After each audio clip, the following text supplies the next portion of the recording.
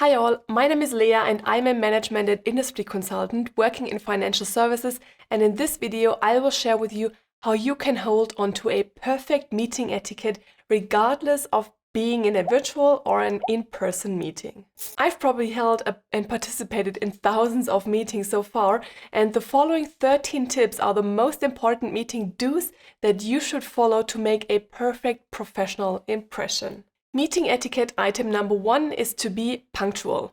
That may be a no-brainer for most of us, but not for everyone. So being on time is, in my opinion, the most fundamental rule that you should hold on to, not only for meetings, but in a business and ideally also private context in general. I agree that sometimes there are unforeseen circumstances that may prevent you from joining a meeting on time. But especially when you are the host or the organizer, or if you are a key participant whose opinion or approval is required, you should ensure that you're able to join on time. If not, you should try to notify the other participants in as much advance notice as possible. Especially for virtual meetings that are oftentimes quite short, so for example 20 or 30 minutes, it's key to be on time. Otherwise, if key stakeholders show up 10 minutes late, there might only be 10 or 20 minutes left of the actual meeting. If you want to avoid having back-to-back meetings, running the danger of being late for each and every one,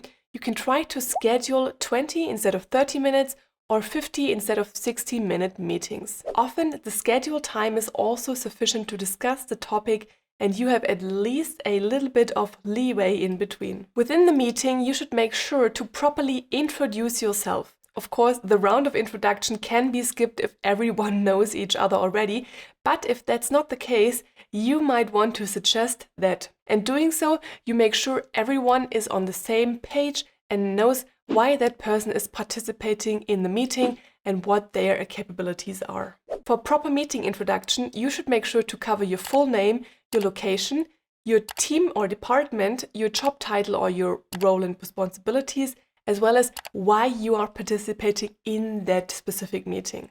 A proper introduction could, for example, look like this. Hello, my name is Lea Miller. I am based in Munich, Germany, and I'm a procurement officer in central procurement, being responsible for purchasing and engaging any type of external party or service provider. And that's why I will join these calls going forward to negotiate and finalize this service agreement with you. Depending on the context and participants, it might also make sense to provide some information on your prior positions, experience or tenure within the company. However, only if that's relevant and value adding to the overall meeting. Let me know in the comments if I've missed something for a proper introduction or how you are usually introducing yourself in meetings. For meetings, regardless of virtual or in-person ones, you should always be prepared. Ideally, the organizer has shared an agenda with the meeting invite as well as some pre-read information or the like. It could also very well be the case that explicitly no preparation is required, but that should also be communicated beforehand. Overall, it's key that expectations are managed before the meeting, so meeting participants know what to expect, how and what to prepare. That's the only way an efficient meeting can be conducted. So whenever you receive an invite without an agenda or any other information, feel free to request that from the organizer to make sure you know what's expected from you.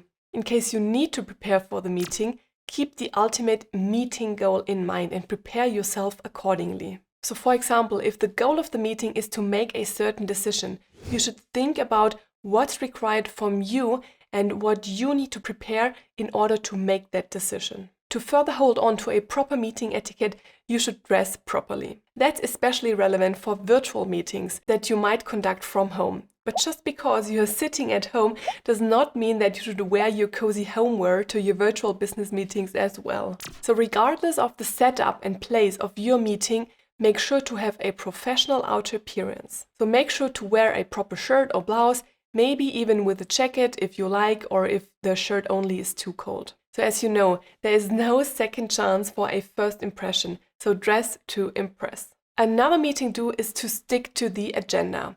Ideally, that was shared beforehand, so maybe in the meeting invite or in a separate email. In any case, you should also try to stick to it and not mix up any of the topics, since this would just create confusion and some extra effort to catch the discussion and finally steer it back to the actual agenda item. A good agenda should be repeated at the beginning of the meeting so everyone is aware and could potentially add any further topics that they might have. It should also allow for miscellaneous topics or outstanding questions at the very end, such that the meeting can be closed with no more open topics. Especially for virtual meetings, an agenda and adherence to it is key. And that's because all meeting participants are remote, making the overall calibration and communication a little bit more challenging, such that a solid structure is beneficial and helps to properly steer the discussion. To listen actively is another crucial rule of meeting etiquette. Active listening is a very important soft skill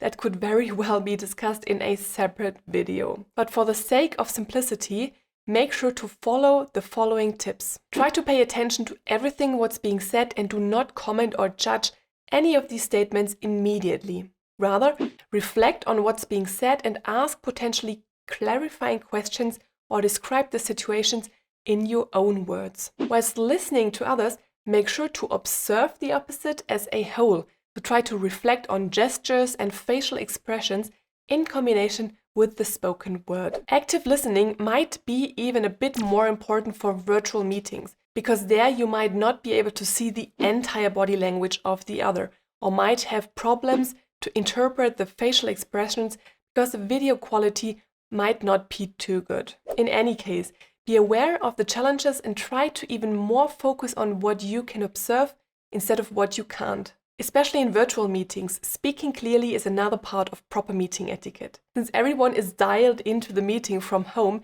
everyone might use a different technical equipment or have different surroundings, which is why the audio quality might differ for each participant. And that's why it's even more important to speak loud and clear into the microphone without mumbling or jabbering around. If you are in doubt of your sound quality, feel free to just ask the other meeting participants if they can briefly confirm that they are hearing you clearly and loud enough. If you know that you mumble from time to time, make yourself aware before a meeting and work on your pronunciation on a continuous basis. Sound and audio quality aside, being able to articulate yourself properly is also crucial for in-person meetings. Another meeting do is to focus on the meeting and getting rid of any distractions aside. That's easier when you have an in-person meeting since everyone can see what the other's doing. But in case it's a virtual meeting, it's even harder to control the others and their actual focus. In any case, it's a no-go to be on the phone whilst being on a meeting at the same time. So make sure you have put your phone aside and muted all notifications. If it's an in-person meeting, you could even think of putting away your laptop if it's not necessary to present something or to write notes. If you still need it, think about closing your email or chat program or to ensure that no notifications pop up whilst you are in that meeting. Any distractions that are being created in the meeting and potentially be picked up by yourself is a rude distraction and should not be part of a proper meeting. A proper meeting etiquette further requires decent body language. As you might know, with different postures, you can transmit different types of messages. If you cross your arms, for example, usually means that you're somewhat defensive, insecure, or just closed off. Crossing your legs could symbolize that you're uncomfortable or making a so-called figure four, which could demonstrate power and dominance. So make sure to be aware of your body language and what can be seen by others. In virtual meetings, for example, only your upper body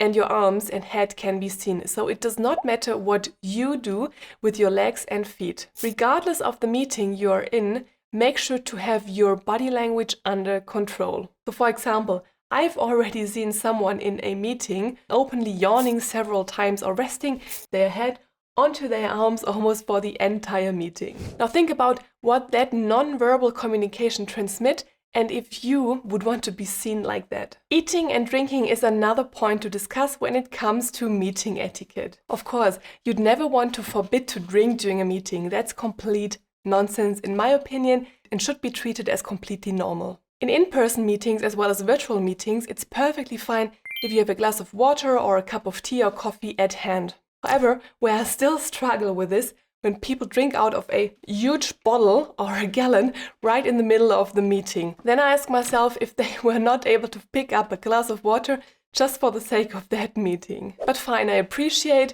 that staying hydrated is super important. But what's definitely not necessary, and a meeting don't, is to eat during a meeting. Now let's put a working lunch aside. In my opinion, there's no reason to eat during a meeting, be it in-person or virtual ones. But especially for virtual meetings, I have the feeling that eating is much more common. So I've already seen people eating their cornflakes or a proper meal right in front of the camera. Please do not do that, ever. If you're short on time, eating and at the same time discussing within a meeting is quite rude.